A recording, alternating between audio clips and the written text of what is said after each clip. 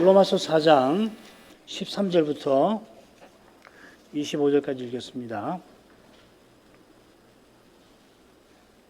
아브라함이나 그 후손에게 세상의 후사가 되리라고 하신 언약은 율법으로 말미암은 것이 아니요 오직 믿음의 의로 말미암은 것이니라. 만일 율법에 속한 자들이 후사이면 믿음은 헛것이 되고 약속은 폐하여졌느니라. 율법은 진노를 이루게 하나니 율법이 없는 곳에는 범함도 없느니라. 그러므로 후사가 되는 이것이 은혜에 속하기 위하여 믿음으로 되나니 이는 그 약속을 그 모든 후손에게 굳게 하려 하심이라. 율법에 속한 자에게뿐 아니라 아브라함의 믿음에 속한 자에게도니 아브라함은 하나님 앞에서 우리 모든 사람의 조상이라. 기록된 바 내가 너를 많은 민족의 조상으로 세웠다 하심과 같으니 그의 믿은 바 하나님은 죽은 자를 살리시며 없는 것을 있는 것 같이 부르시는 이시니라. 아브라함이 바랄 수 없는 중에 바라고 믿었으니 이는 내 후손이 이 같으리라 하신 말씀대로 많은 민족의 조상이 되게 하려 하심을 인함이라.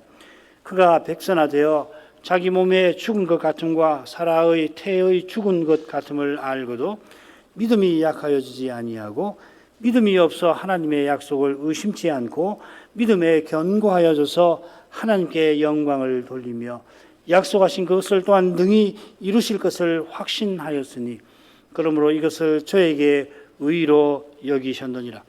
저에게 의로 여기셨다 기록된 것은 아브라함만 위한 것이 아니요 의로 여기심을 받을 우리도 위함이니 곧 예수 우리 주를 죽은 자 가운데서 살리신 이를 믿는 자니라. 예수는 우리 범죄함을 위하여 내어줌이 되고 또한 우리를 의롭다 하심을 위하여 살아나셨느니라.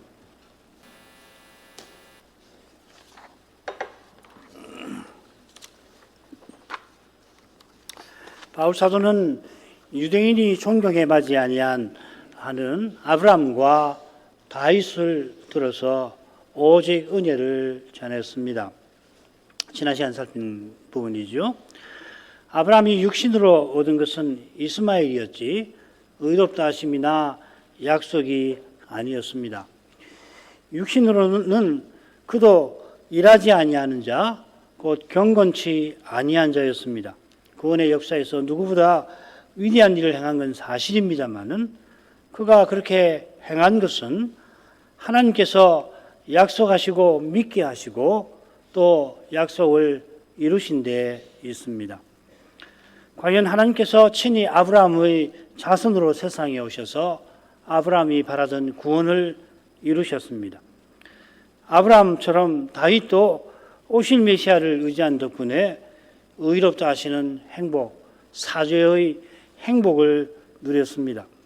다윗도 아브라함처럼 일한 것이 없는 사람이고 그래 회개치 않을 수 없어서 죽을 것 같으니까 그래서 회개했는데 그런 자기를 여호와께서 용서해 주셨다 이렇게 시편에서 고백하였습니다. 구약시대에 가장 경건하다 할 이 두 사람이 그러하다면 인생이 하나님의 백성 되는 길은 오직 은혜에 있겠습니다. 하나님이 유대인만 아니라 이방인의 하나님도 되어 주십니다. 물론 온 세상에서 많은 아들을 얻고자 아브라함과 다윗과 더불어 언약을 맺어 주셨던 것입니다. 지난 시간에 이어서 계속 생각하겠습니다. 9절부터 12절 그런 적이 행복이 할례자에게는요 혹 무할례자에게도요 대저 우리가 말하기를 아브라함에게는 그 믿음을 의로 여기셨다 하느라. 그런 저기를 어떻게 여기셨느냐? 할례시냐 무할례시냐? 할례시가 아니라 무할례시니라. 저가 할례의 표를 받은 것은 무할례시의 믿음으로 된 의를 인친 것이니 이는 무할례자로서 모든 믿는 자의 조상이 되어 저희로 의로 여기심을 얻게 하려 하심이라. 또한 할례자의 조상이 되었나니 곧 할례 받을 자에게뿐 아니라 우리 조상 아브라함의 무할례 시에 가졌던 믿음의 자취를 좇는 자들에게도니라. 9절의 이 행복은 6절에 나오는 행복입니다. 이러한 것이 없이 하나님께 의로 여기심을 받는, 하나님께 죄사함을 받고 정죄 당함을 받지 아니하는 사람의 행복입니다. 이 행복이 이 다윗이 누린 행복이니까 할례자에게 주신 건데 사도는 무할례자에게도요 하고 묻습니다.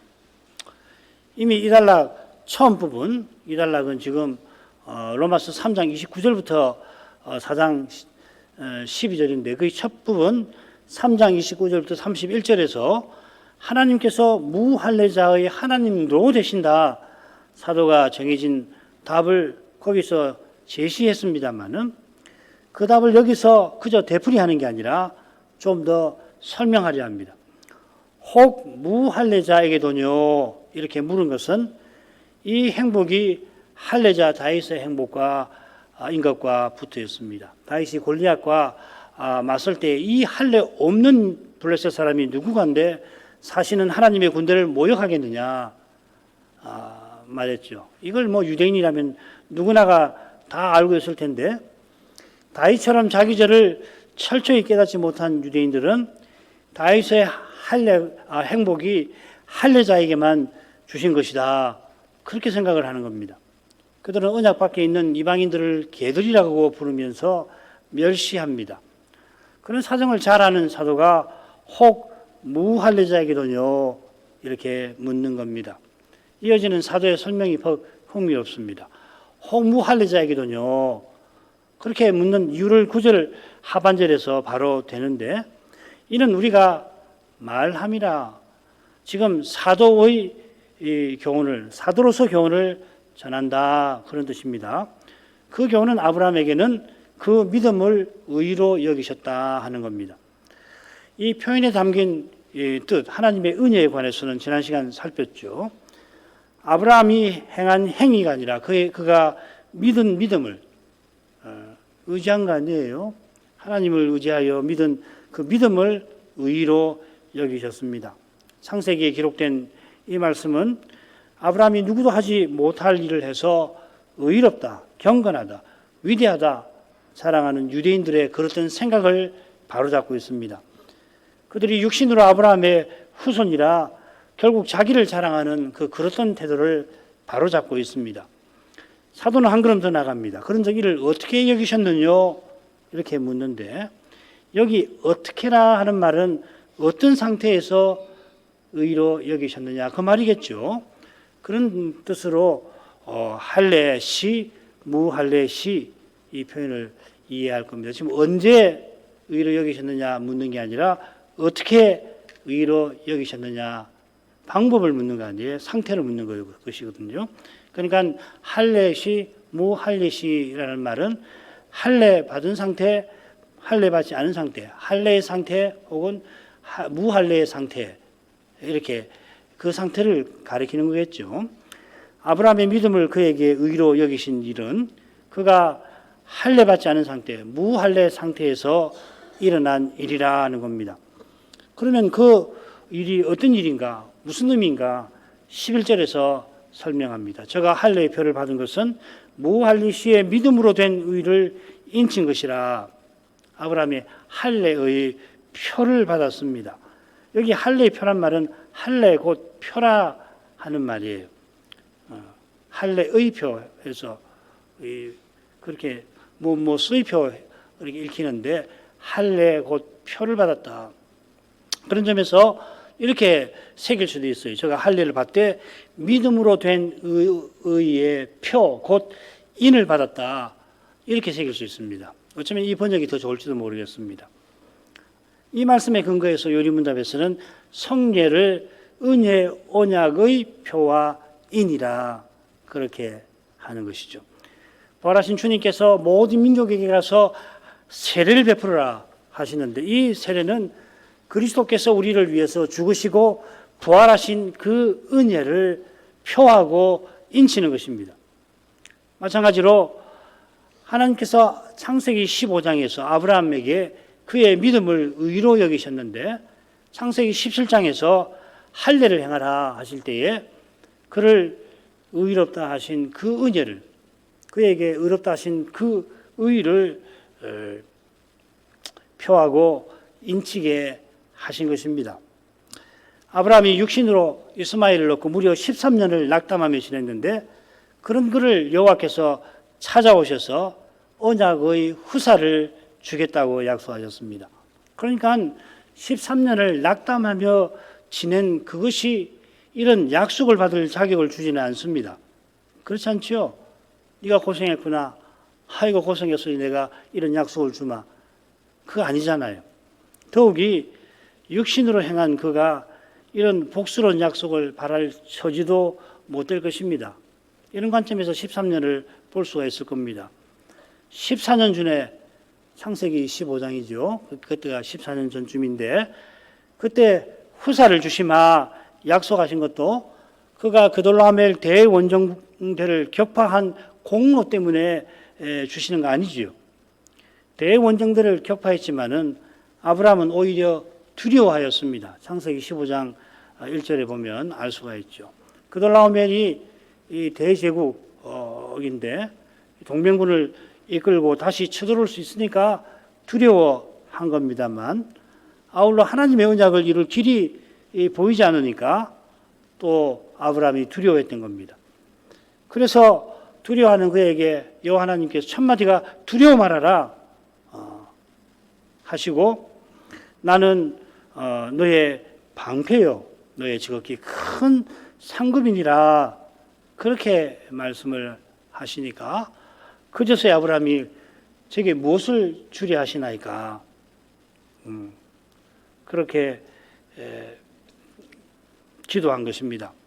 하나님께서 견고한 방패가 되셔서 어떠한 적으로부터 아브라함을 보호해 주시겠다 하시고 아울러서 그의 상급이 되어서 언약을 친히 이루어 주겠다 하신 겁니다.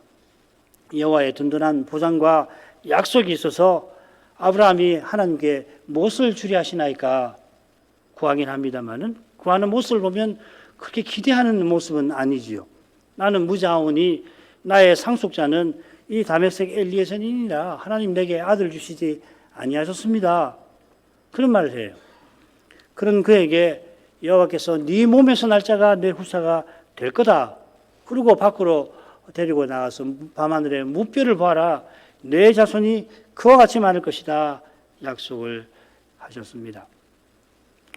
대원정대를 물리친 일이 기적과도 같습니다마는 그런 기적을 경험해도 이런 놀라운 일은 네 후손이 하늘의 무별과 같을 것이다 하는 이런 바라기가 어려웠던 것입니다. 언약을 이루는 것은 대제국을 세우는 것보다 힘듭니다. 언약의 나라가 죄와 죽음이 없는 영원한 제국이라 그러한 것입니다. 사람이 이런 제국을 세우지를 못합니다. 오직 하나님만 하십니다. 하나님께서 그렇게 하겠다 하시니까 아브라함이 믿게 되었습니다. 그렇게 하실 하나님께서 믿게 하신 것입니다. 그 뒤에 보면은 이 제사를 지내라 하시잖아요. 짐승을 쪼개가지고서 그 사이로 지나가시면서 아브라함에게 하신 약속을 틀림없이 이뤄주겠다. 맹세죠 일종의. 내가 아브라함 너에게 약속한 대로 하지 않으면 이 쪼갠 짐승과 같이 내가 되겠다 하신 거 아니에요. 그처럼 믿게 하시고 그 믿음을 믿지 않을 수 없게 하시고 그 믿음을 의로 여겨주시는 거란 말이죠. 마찬가지로 14년 후에도 여호와께서 찾아오셔서 나는 전능한 하나님이라 하시면서 신이 언약을 이루실 뜻을 먼저 밝히십니다.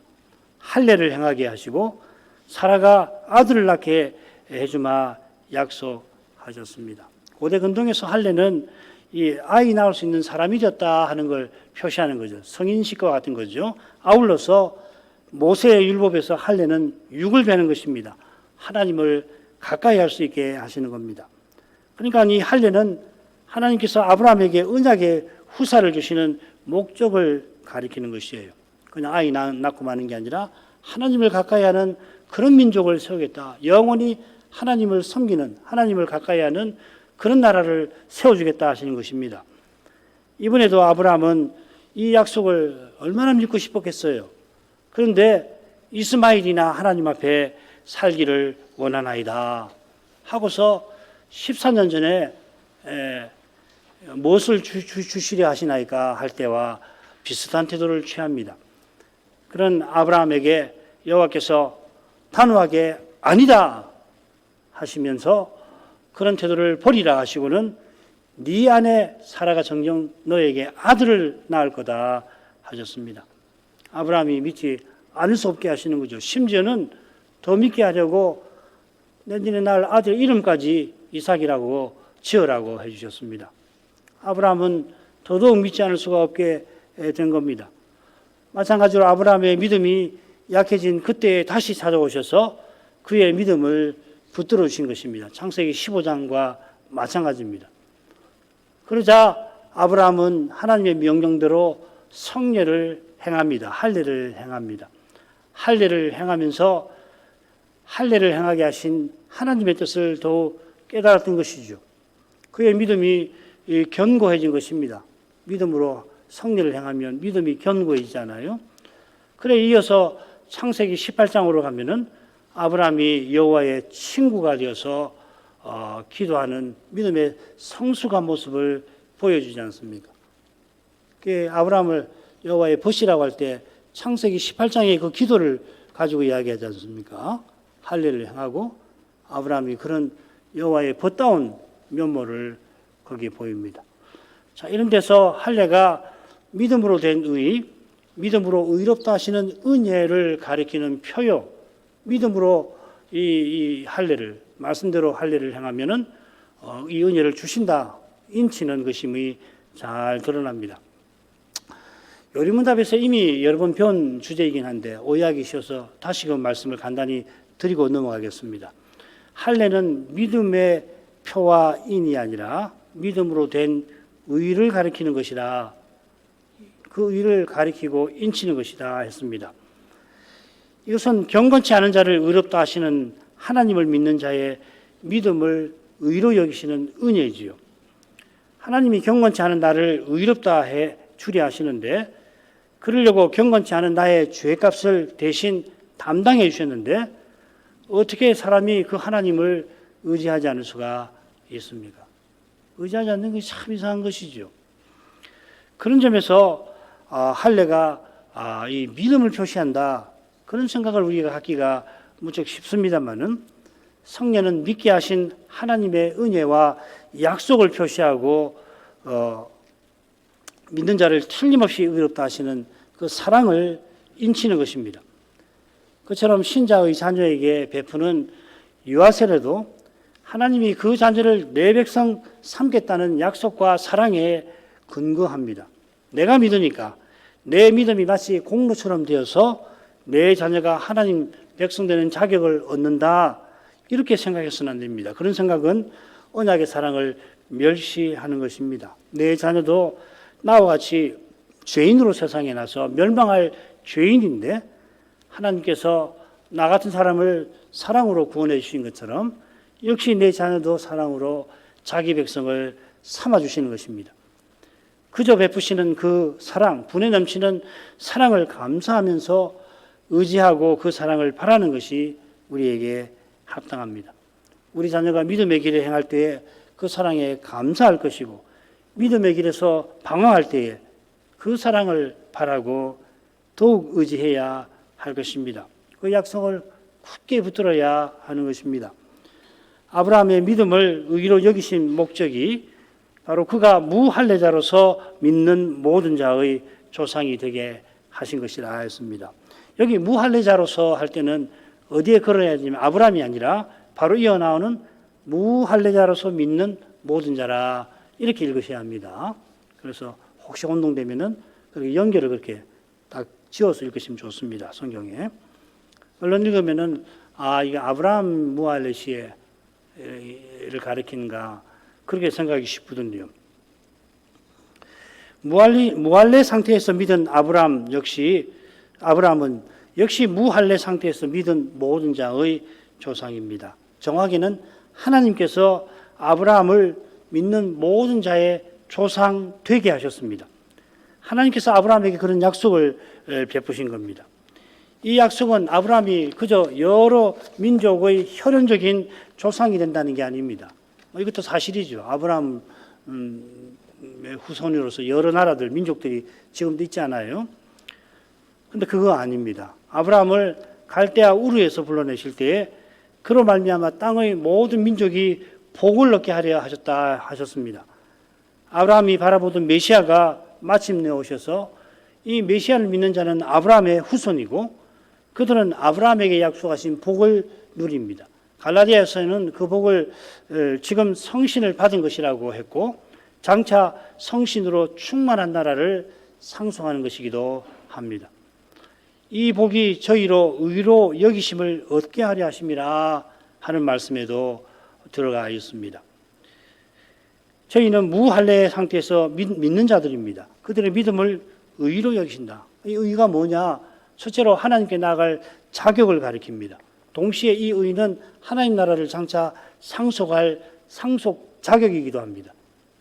그러니까 지금 의롭다 하심을 받았지만은 나중에 심판대 앞에 가봐야 또 확인이 된다. 그때 가봐야 알지 지금 모른다. 그건 옳지 않은 거예요. 지금 믿음으로 의롭다 하심을 받고서 하늘 예배에 참여할 자격을 얻었으면은 장차는 영원한 나라를 상속할 법적 자격으로 그때 심판대 앞에서 재확인해 주시는 것이죠. 이런 복을 우리들어 누리게 하려고 믿는 아브라함들어 우리 조상이 되게 하신 겁니다.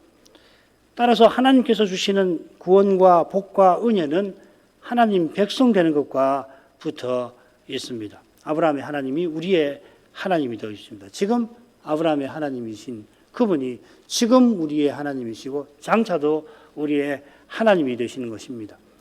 하나님께서 무할례 상태에서 믿는 자들의 조상이 되게 하셨고 또 할례자의 조상도 되게 하셨습니다. 아브라함이 믿은 후에 할례 베풀라는 명령을 받아가지고서 자기만 아니라 자기 후손에게 그때는 이스마엘이겠죠. 심지어 자기 종들에게도 할례를 베풀었습니다.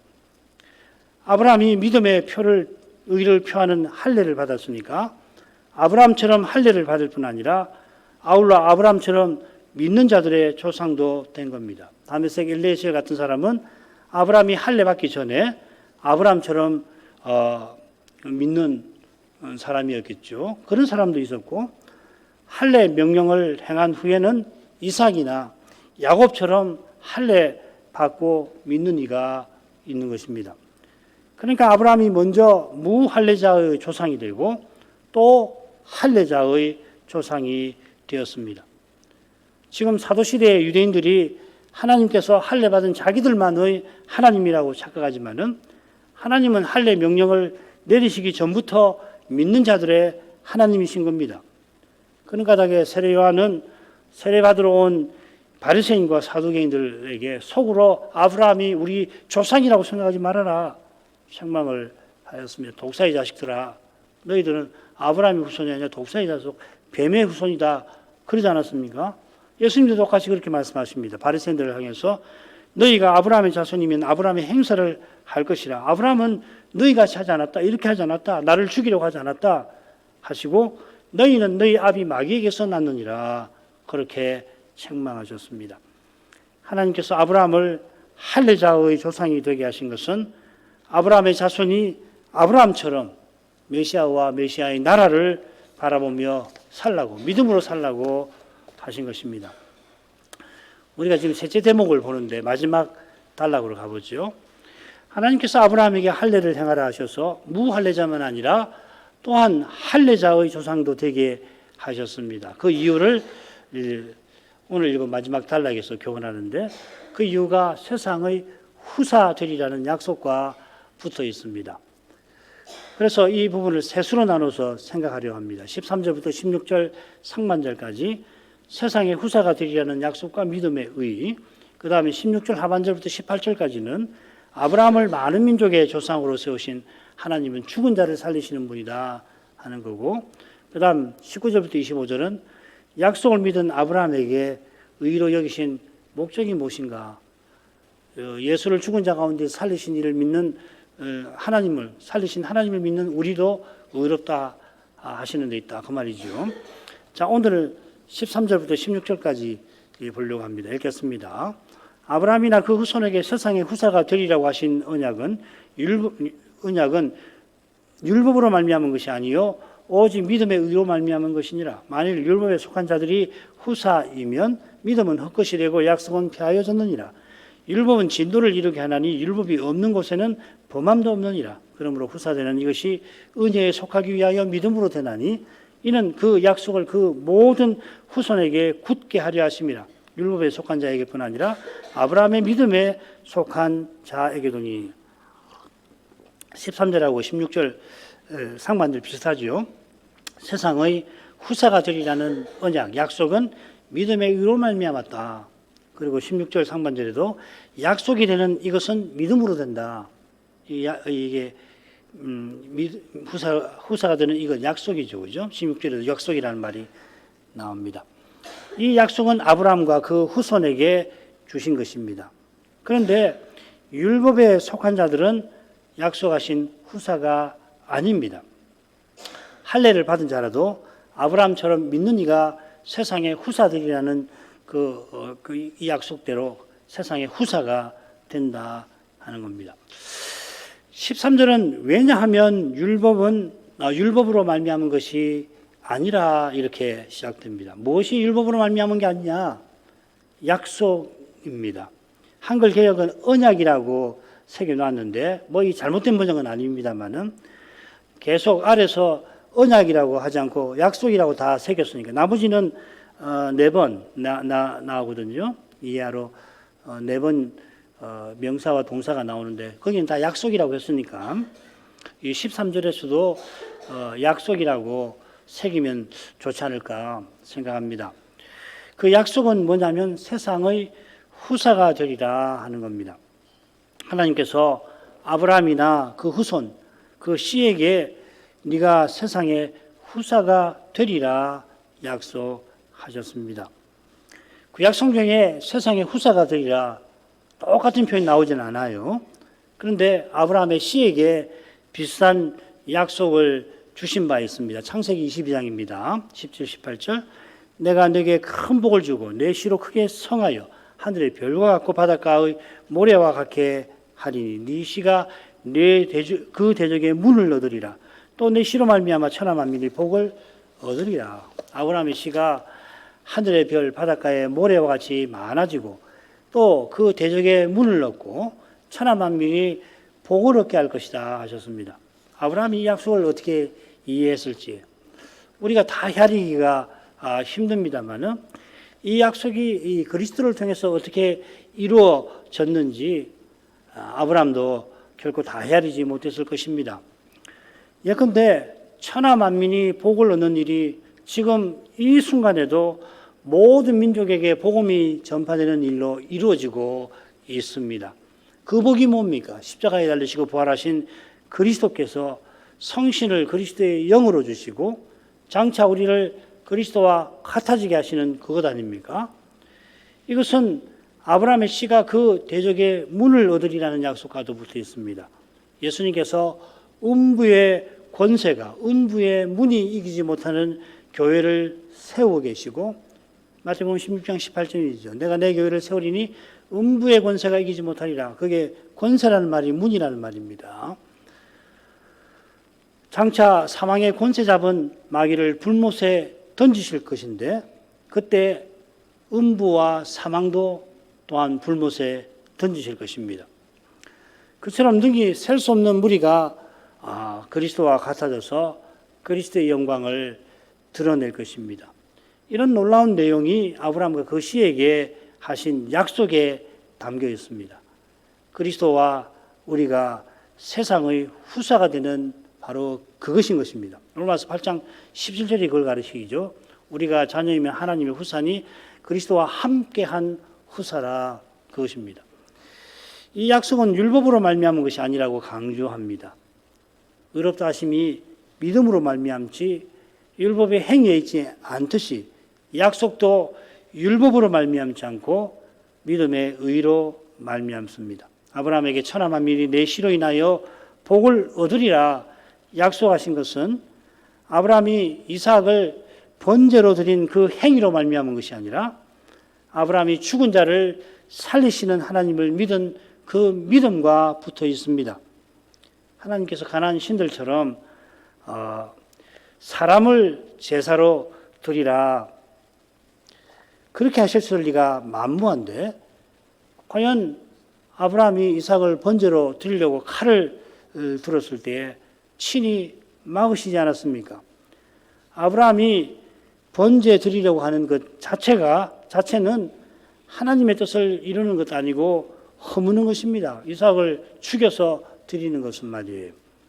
그러나 아브라함이 비록 하나님의 뜻을 오해하긴 했지만은 하나님께서 번제로 죽은 아들을 다시 살려주실 것이라 믿은 까닭에 네가 내 말을 준행했다 하시고 그에게 아까 말씀드린 약속을 베푸신 것입니다. 약속을 베푸신 동시에 이미 하신 약속을 더욱 이루어주셨죠. 이미 하신 약속은 뭐냐면은 이삭을 언약의 후사로 세운다 하는 약속입니다. 이삭 얻은 것도 그가 하나님의 약속을 믿은 데에 있습니다. 우리 셋째 부분에서 18절부터 21절에서 공부할 겁니다. 그러나 유대인은 이 진리를 놓치고 아브라함이 율법으로 말미암아 곧 율법을 행하여 약속을 받은 줄로 착각합니다. 아브라함은 오직 믿음으로 의롭다 하심을 얻었습니다. 그런 그에게 세상의 후사가 되리라 하나님 나라를 상속하게 해주겠다 약속하신 것입니다. 장차 아브라함은 우리처럼 그리스도와 함께 하나님 나라를 상속할 것입니다. 왜 약속이 믿음의 의로 말미암는지 13, 14절에서 사도는 설명합니다. 만일에 율법에 속한 자가 후사라고 한다면은 약속은 폐하여질 것이라 그러합니다. 여기 율법에 속한 자들은 율법을 행하여 하나님 나라를 얻고자 하는 자들입니다. 이 16절에 나오는 율법에 속한 자와 비슷한데 좀 다릅니다. 이 사람과 반대되는 사람이 16절에서는 아브라함의 믿음에 속한 자이죠. 그런데 그 앞에 율법에 속한 자가 또 나오죠. 지금 이 13절에 나오는 율법에 속한 자들하고는 좀 다릅니다. 여기는 율법에 속한 자들, 여기는 율법에 속한 자이고 하나는 정관사가 있고 하나는 정관사가 없습니다. 율법에 속한 자가 세상의 후사라면 믿음은 헛것이 됩니다. 믿음이 헛것이 된다. 이 고린도 전서 15장에서 사도가 그게 뭔지를 교훈합니다. 그리스도의 부활이 없다면은 우리의 믿음이 헛것이 된다 했는데 우리의 믿음이 그리스도를 믿는 믿음이고 우리도 그리스도처럼 부활에 이른다고 믿는 믿음입니다. 자, 그런데 그리스도의 부활이 없다고 한다면 만일에 우리의 믿음은 허망합니다. 얼마나 허망하냐. 우리는 여전히 죄 가운데 있을 것이고 또 죽어서 망하게 될 것입니다. 더욱이 믿는다고 잘 믿는다고 하면서 남들처럼 해보고 싶은 거 제대로 못 해보고 남들처럼 이 세상 낙을 누리지 못했으니 모든 사람 중에 우리가 가장 더욱 불쌍한 자가 될 것입니다. 그런데 우리의 믿음이 헛것이 되면 이보다 더 끔찍한 일이 기다리고 있습니다. 약속이 폐하여지는 겁니다. 세상의 후사 되는 일, 이게 약속 아닙니까? 하나님 나라를 상속하는 일이 약속인데 그게 없게 된다는 것이 실로 끔찍할 겁니다. 그런데 그보다 더욱 끔찍한 일이 있습니다. 약속이 폐하여진다는 것은 약속하신 하나님이 거짓말장이 되신다 하는 겁니다. 신이 거짓말쟁이인 그런 세상이 얼마나 끔찍할지 상상을 초월합니다. 하나님이 없다 말하는, 하나님이 계신데도 하나님이 없다고 말하지 않습니까? 지금 이 세상은 지금 이 세상보다 끔찍할 것입니다. 지금 하나님이 없다고 주장하면서 사람의 생각대로 제 마음대로 하고 있습니다만은 사람의 생각, 그 사람 자체가 잠시도 하나님 없이 있지를 못하지 않습니까? 가령 무지개를 상징을 삼아서 동성애를 주장하는 사람들이 있습니다마는 재림 때까지 무지개가 사라지지 않듯이 남자와 여자가 부모를 떠나 한 몸이 되게 하시는 이 창조기례는 절대로 무너지지 않습니다. 기서로 봐서는 동성애 주장이 만연되어 가지고 이 창조기례가 무너질 것처럼 보이지만 무너지지 않습니다. 이 세상이 존재하는 한 하나님이 그 규례를 틀림없이 붙드십니다. 그래서 오늘 우리가 아침을 맞이하고 낮을 맞이하고 지금 오후로 곧 밤이 올 겁니다. 하나님이 낮과 밤과 맺으신 언약을 신실히 지켜서 이런 일이 있는 겁니다. 그처럼 동성애가 아무리 그 주장이 퍼진다 하더라도 창조기례는 무너지지 않습니다. 그런데 신이 거짓말쟁이인 그런 세상이 있다고 한다면은 사람들이 비정상을 정상이라고 우기는 세상보다 더 비정상일 것입니다. 어떤 세상이 될는지 상상하기가 힘듭니다. 율법에 속한 자가 세상의 후사라 하는 주장은 사람이 무엇을 행해서 무엇이 되려고 하는 것입니다. 이런 심정과 태도는 하나님을 거짓말쟁이로 만드는 겁니다. 요한일서 1장 10절이 그것과 관계되는 말씀입니다. 읽어보시면 좋겠습니다. 요한일서 1장 6절, 8절, 10절 읽어보시고 그 다음에 요한일서에서 계속 읽어보시면 바로 그 내용을 다루고 있습니다. 율법에 속한 자가 세상의 후사가 될 수 없는 이유가 15절에 이어집니다. 율법은 진노를 이루게 하는 것이라 그렇습니다. 율법을 행하여 의롭다 하심을 받지 못하기 때문입니다. 세상의 후사가 되는 것은 의롭다 하심 받는 것과 붙어 있습니다.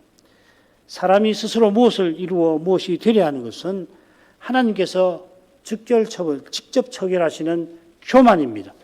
그처럼 우리 안에 있는 죄는 계명을 이용해서 더욱 죄짓게 만듭니다. 탐내지 말라는 계명, 그 계명을 알아.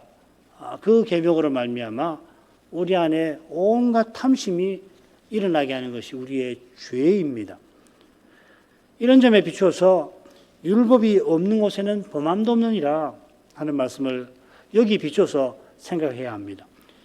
율법이 있는 곳에 범함이 있다. 율법이 있는 곳에 범함이 있다고 아니하고 거꾸로 표현했지요. 여기 이 범함이라고 하는 것은 첫사람 아담의 범죄에 사용됩니다. 로마서 5장 14절에 나옵니다. 디모데전서 2장 14절에도 역시 같은 맥락에서 나옵니다. 그러니까 이 범함은 가벼운 죄가 아닙니다. 로마서 2장 23절에 바로 그것이죠. 그죠? 유대인들의 특별히 바리새인들의 죄, 배도를 가리킵니다. 하나님께서 율법을 통하여 죄를 깨닫고 메시아를 바라보라 하셨는데 바리새인은 율법을 자랑하며 메시아를 죽였던 것입니다. 차라리 율법이 없었다면은 하지 않을 몹쓸 짓을 한 것입니다. 요컨대 이 구절은 인생의 죄가 얼마나 심각한지를 잘 보여주는 말씀입니다. 율법이 없으면 범함도 없는 것이 논리적으로만 생각할 것이 아니라 이 말이죠. 그처럼 아직 율법을 내리시기 전에 아브라함이 믿어 의롭다 하심을 얻게 하신 것과도 붙어 있을 겁니다. 그러므로 후사가 되는 이것은 믿음으로 됩니다. 믿음으로 의롭다 하심을 받는 이가 장차 후사가 됩니다. 그처럼 믿음으로 후사가 되게 하신 목적은 당연히 은혜 베푸시기 위함입니다. 우리 스스로 후사가 되지 못합니다. 우리 스스로는 진노의 그릇에 불과합니다. 그처럼 믿음으로 후사가 되게 하신 목적은 그 약속을 그 모든 후손에게 굳게 하려 하심이기도 합니다. 만일 약속이 조금이라도 사람에게 달려 있다면 틀림없이 이루어지지 않을 겁니다. 이루어질 가능성이 사람에게 달려있는 그만큼 그 가능성이 그만큼 적어지는 게 아니라 아예 없어진다는 겁니다. 아무리 위대한 사람이라도 이 점에서 다르지 않습니다. 우리의 구원이 오직 하나님의 아들 예수 그리스도의 십자가로 말미암아 이루어지는 사실에 비춰보면 너무도 자명합니다. 그리스도의 거룩한 피 가운데서 자신의 죄를 보고 회개하는 거기서 따라서 구원의 소망은 늘 비칩니다. 반대로 회개할 것이 없는 의인처럼 착각하면 그 빛이 사라져 버립니다. 그러면 마침내는 자기가 소경인지 모르는 소경이 됩니다. 요한일서 2장 11절도 그런 소경에 관한 말씀입니다. 어둠이 눈을 멀게 하여서 어디서 와서 어디로 가는지 모른다고 되어 있잖아요. 그 배도자에 관한 말씀이거든요. 이 시대가 배도의 시대라 우리가 고백하는데 그런 소경이 도처에 있다 하는 뜻이겠고 그런 소경되기가 쉽다 하는 뜻이기도 할 것입니다. 복음의 순수한 빛이 실로 절실한 시대입니다. 앞서 말씀드린 대로 16절의 율법에 속한 자는 아브라함의 믿음에 속한 자와 함께 약속을 받은 모든 후손에 속하는 사람입니다. 할례 받은 유대인인데 아브라함처럼 믿는 사람을 16절에서 율법에 속한 자라 그렇게 새긴 겁니다. 기도하겠습니다. 거룩하신 아버지, 아브라함도 다윗도 일하지 아니한 자, 경건치 아니한 자인데 그런 자들을 하나님께서 의롭다 하셨으니 그들을 또한 믿게 하신 것이 분명합니다. 믿음으로 의롭다 하시는 것이 우리가 믿고 의지하도록 하나님의 아들을 십자가에 먼저 내어주신 데에 근거합니다. 그리스도께서 우리를 위하여 돌아가시고 다시 사시는 일이 없이 죄인이 의롭다 하심을 받을 길은 없습니다. 그 길은 마찬가지로 이 그리스도를 믿고 의지하는 것입니다. 마땅히 그리스도를 믿고 의지해야 하지만은 인생이 스스로는 자기가 얼마나 죄인인지를 모를 뿐만 아니라 혹 안다 할지라도 그리스도를 스스로는 믿고 의지하지 못합니다. 아브라함의 생애를 보더라도 하나님께서 그를 믿게 하시고 약속을 받게 하셨지 아브라함이 우리와는 근본적으로 달라서 하나님의 언약을 알고 스스로 이룬 것이 아님을 분명히 알게 하십니다. 이 거룩한 빛을 늘 비춰주셔서 겸손히 주의 은혜를 구할 줄 알게 하옵소서. 하나님이 주신 은혜, 곧 의롭다 하시는 이 은혜가 얼마나 큰 것인가. 이 은혜를 주셨으면 하나님이 우리에게 주실 수 있는 전부를 이미 주신 것임을 깨닫게 하셔서 이 은혜를 의지하여서 하나님을 예배하는 이 일은 얼마나 중요한지를 또한 생각하게 하시고 장차 하나님 나라를 상속하게 하실 그 날을 바라보면서 오늘이라고 하는 동안 서로 권면하여서 하나님을 바르게 예배할 수 있게 하여 주옵소서. 예수님의 이름으로 기도합니다. 아멘.